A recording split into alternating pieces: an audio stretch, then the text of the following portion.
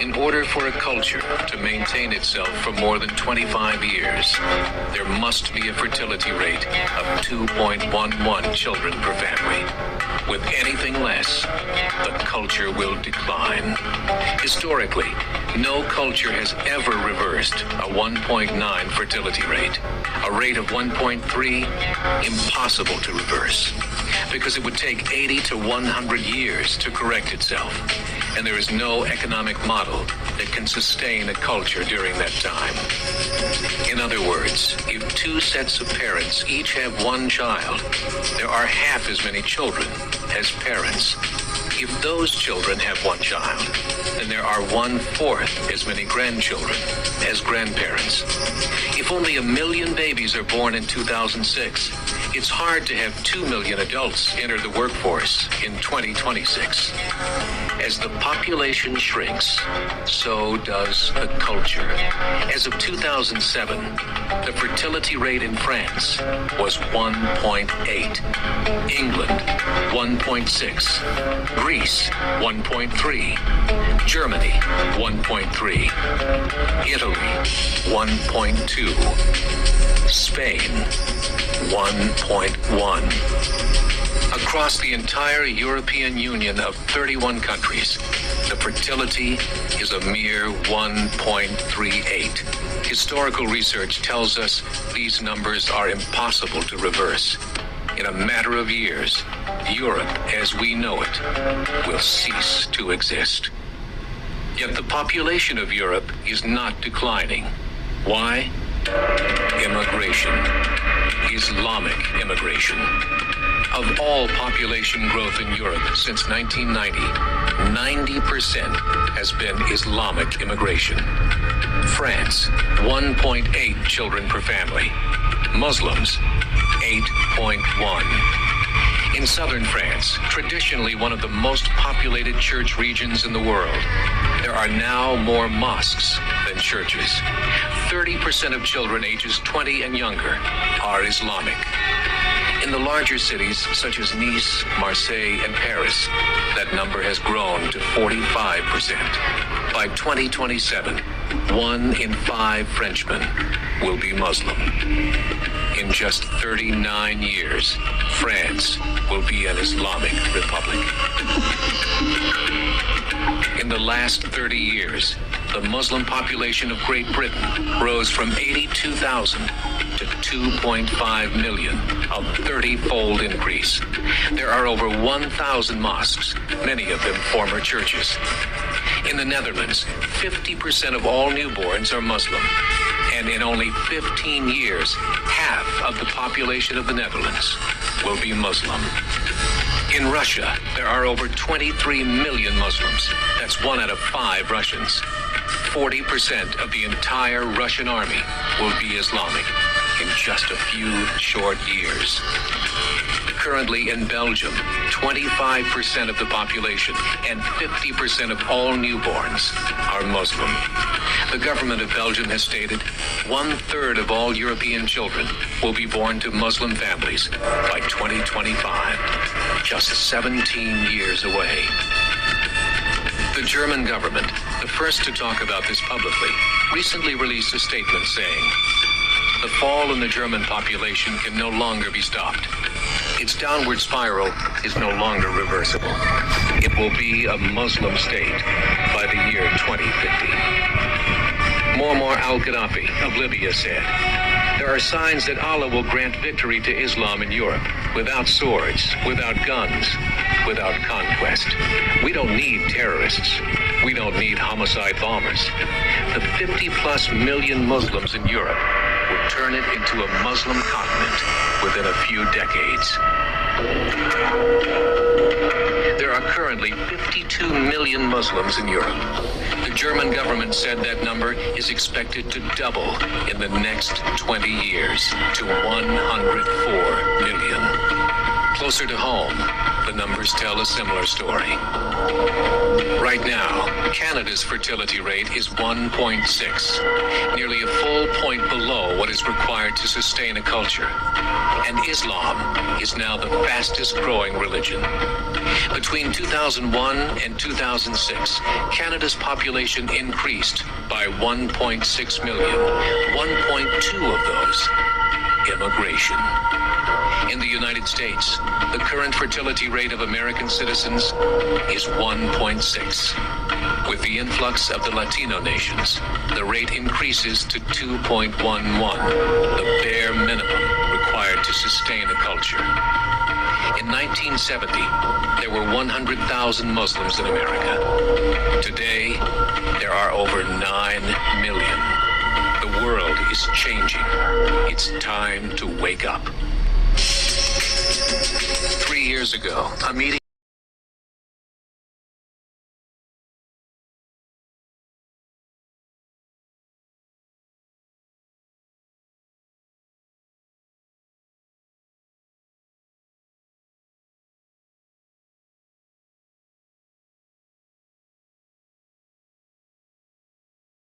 So in this video, Bill Gates of hell says how Africa is overcrowded and overpopulated, right? He also uses Africans as, he describes them as being a commodity, as a liability, as capital, as if they're one of his Microsoft products, right? This is a very sick, disgusting video when you understand how powerful you have to be able to get away with this type of rhetoric and not face no real backlash or scrutiny from it. I mean, this is very disgusting. This is borderline villain on some super villain on the movie. All the places on this earth, all the continents, all the countries, you pick Africa to say that that's overcrowded and overpopulated. How about China? Let's watch this video. With me to discuss all of this and more is Bill Gates. Bill, are we at a turning point where regression is a real risk? Well, first, the progress over the last several decades has been pretty amazing, both reducing childhood death, getting kids in school, getting agricultural productivity up, and reducing extreme poverty. But it's really Africa that still has a doubling in population to 2050 and probably another doubling to 2100, where you really have to do a good job if you're trying to get these extreme poverty rates down. So if we don't do better and invest... So if you want, I have to stop this. If you want Africa to not be poor, and if you want to reduce the deaths of people, give Africa back their land, give them back their resources, their minerals, give them back their autonomy and profits off of their labor market, GDP. Give them back everything and tell America, France, Britain, and China to get the hell out of Africa. I just solved it all. I just solved the whole thing. Tell those European nations and China to get out the country and stop being spineless, jellyback worms. In human capital in Africa, yes, the number of people in extreme poverty is actually going to go up. Should the solution, or should more solutions be focused on slowing that growth? So for example, increasing reproductive rights for women or spreading the access to contraceptives, because it seems that, is it correct that no amount of investment can really keep pace with that population growth? What we do between now and 2050 with education, with economic growth, with health and nutrition, that'll really set the course for moderating the population growth between 2050 and 2100.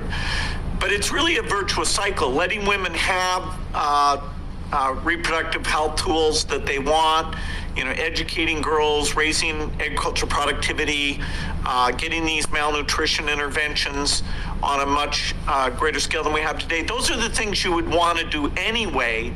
It turns out that by doing those well, you also set the population growth rate coming down quite a bit. And so it just makes it that much more imperative that we invest in the human capital now, and so that the challenge of what under any scenario will be fairly high population growth, that you're able to benefit from all those young people making a big contribution to their country.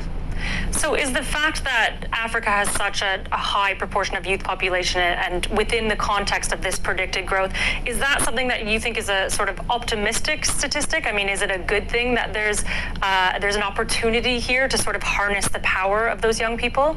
It's both an opportunity and a challenge, because the capacity to run the health systems well, to get the education system to have not only high attendance, but good learning outcomes. A human being, practically. Delinquents, prisoners, all sorts of things, just marked when they're born. In 1916, Sanger opened the country's first birth control clinic. As a member of the American Eugenics Society, she advocated improving the genetic composition of humans through controlled reproduction of different races and classes. She often wrote about the issue in the journal she founded, called the Birth Control Review. In 1919, writing, I personally believe in the sterilization of the feeble-minded, the insane, and the syphilitic.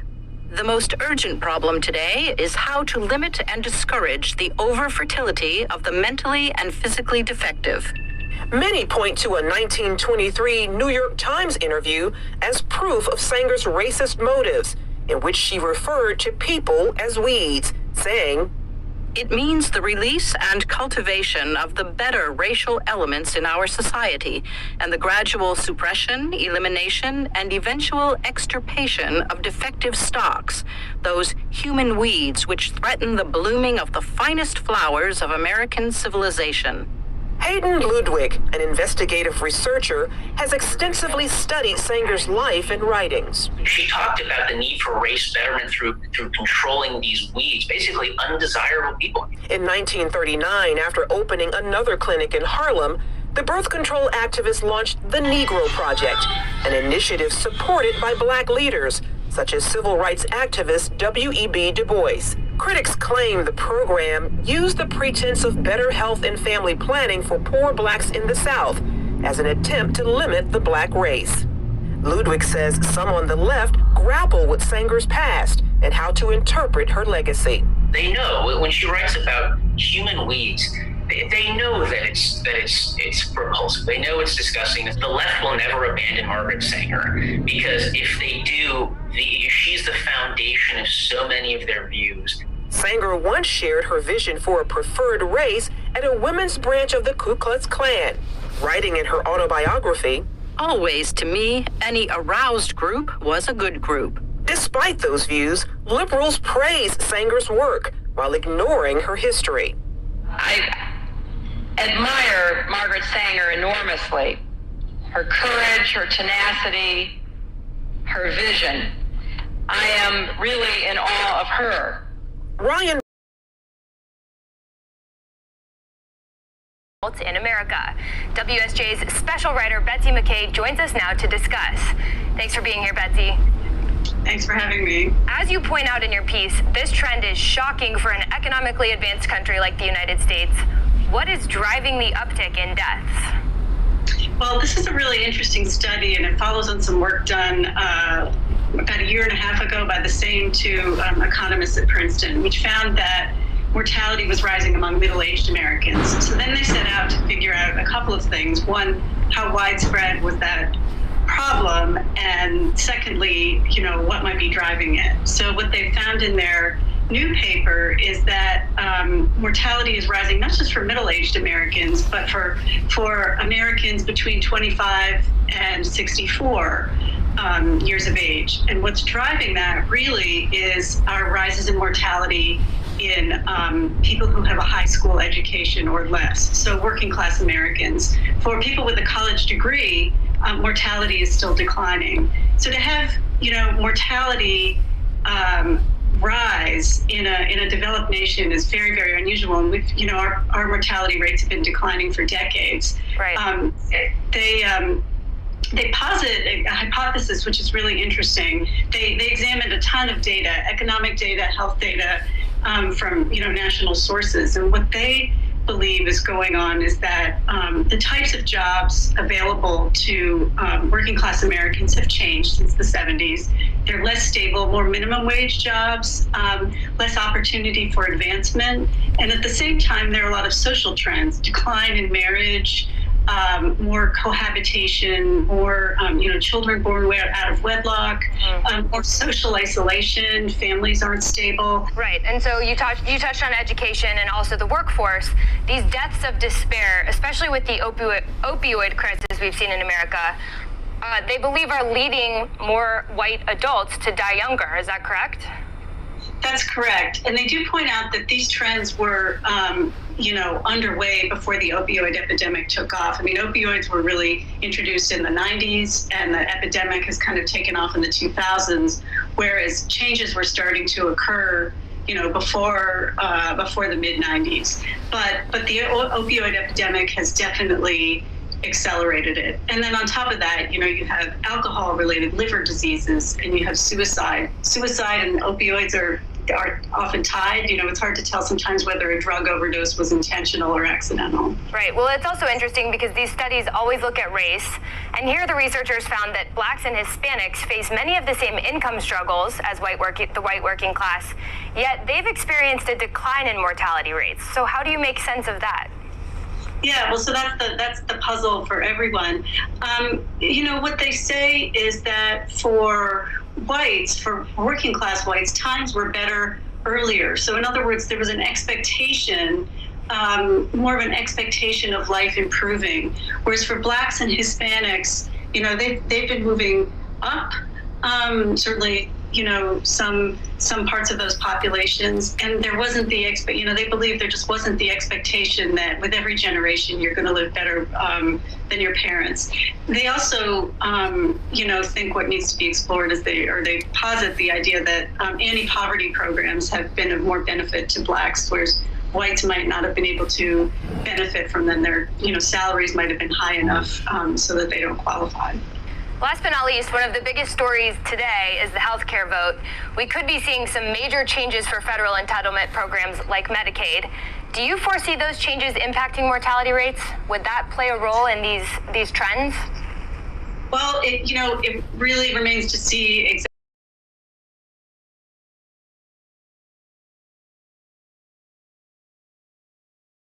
It's really great. So anyway, as a result of watching that video, another video popped up in my feed, and it was a conversation by a doctor named Crest Theory, and she has this theory, this essay is called The Crest Theory of Color Confrontation and Racism, White Supremacy. And let me read it to y'all really quickly, just what it is. In this book, she talks about the genocide of people of color globally, along with the issues black people in the United States face. According to Welsing, the genocide of people of color is caused by white people's inability to produce melanin. The minority status of whites has caused what she calls a preoccupation with genetic survival. So let me break this down to y'all, because in the video she goes more in-depthly. And so Dr. Frances Cress Welsing suggests that white people as a whole are the overall minority on the globe. The overall minority, that most people on the globe can produce melanin. That white people have, their genes are, the gene of the inability to produce melanin is a genetic recessive gene. It is a gene defect of sorts. And as a result of that, because she asked, white people have this white supremacist complex, not just in America, but globally. So in her paper, she asked the question, why do white people behave the way they behave? Why is white supremacy necessary? And she digs into the fact that white supremacy may be necessary for the genetic survival of white people, because without it, they would experience genetic annihilation.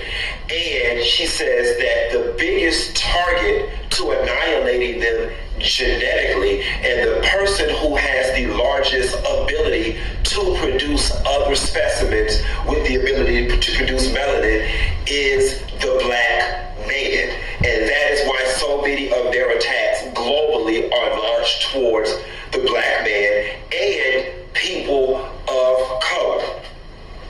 And I was like, wow, that is deep. That is some Darwinism, survival of the fittest, evolutionary shit for that ass. Now, the beautiful thing I love about the area of academia is no one is saying it's true.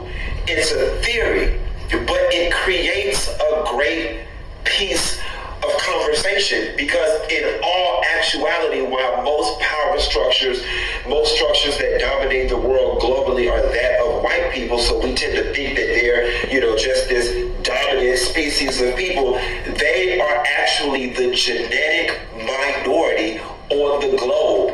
Most people on the globe have the ability to produce melanin, and they don't. I went and did some further just reading stuff on it, and in the year 2075. Here's where we are about today, 15.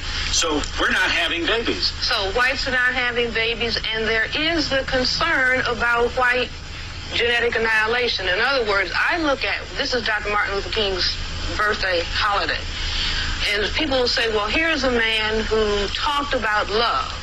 Yeah. Why was he killed? And I say that the deeper logic is, what if all black and white people and non-white people and white people love? What would happen to white people? White would disappear. You see, just mix all of the people on the planet up together. If race didn't matter, or if color didn't matter, it follows with the jet planes. No, I'm not saying if it didn't matter. I'm saying that indeed if there was a mingling of all of the people, because the ability, okay, fine. Absence of prejudice. The ability, no, wait, don't confuse what I'm saying. I'm saying that if we mixed all of the people presently on the planet, stirred them up, the white freckle-faced people would be gone. Genetic recessive status would disappear. And that if I did a survey and everybody didn't have to, face anybody, if I said how many people who are white want their children to be white, want their grandchildren to be white, want their great-grandchildren to be white, want their great-great-grandchildren to be white. And I've gone all over the country in England and asked this question. Yes. Everybody wants the children and the generations to remain white. Yes. If you do, then you have to do something to make sure that that happens. And I say that what the thing is that is done, and particularly in relationship to black non-whites, because we have the greatest genetic potential to cause white genetic annihilation. Because you're the blackest. Because we, right. The most color. Right. We have this ability to produce melanin pigment. We have more of it than anybody else. And so the most pressure is on black people. As a matter of fact, the black people learn, all non-white people over the world learn. If you're black, stay back. If you're yellow, you're brown, stick around. If you're yellow, mellow, white, right. I can go to England and the people can just say the same thing. Doesn't matter whether if you go to the Philippines, because there has been a confrontation of brown with white. Everybody knows the more pigment you have, the more pressure that is on you. Yeah. But they didn't understand why. I say the why is for the purpose of white genetic survival. All right. And you're saying that blacks have no similar hidden subconscious anxiety about their blackness being undermined by the presence of white. We don't have that fear. And I think that this is something that is not understood. You see, in other words, if I don't worry about, as a matter of fact, under white supremacy,